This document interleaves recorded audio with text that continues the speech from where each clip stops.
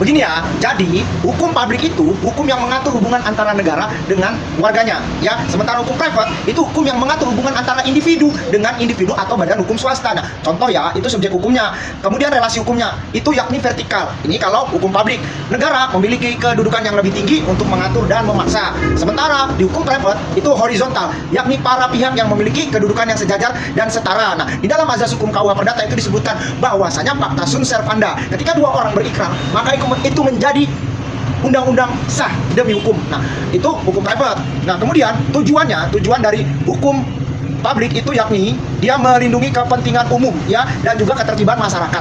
Sementara dalam hukum private itu hanya melindungi kepentingan pribadi dan hak-hak perorangan. Nah, sifat aturannya adalah hukum publik aturan bersifat kaku, wajib dipatuhi dan tanpa bisa disepakati ulang.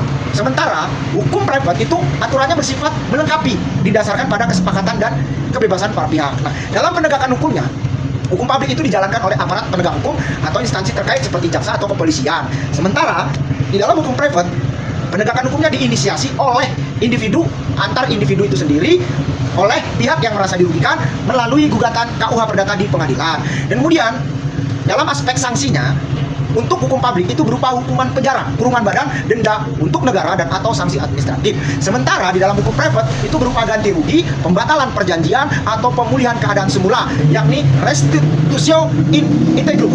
Begitu ya. Nah, contoh-contoh bidang hukumnya ya. Di dalam hukum publik itu ada satu hukum pidana. Di dalam KUHP juga hukum tata negara, hukum administrasi negara, dan juga hukum internasional. Sementara di dalam hukum private itu meliputi hukum perdata, yakni mengenai orang, keluarga, kekayaan, warisan, hukum perjanjian, dan hukum dagang atau bisnis.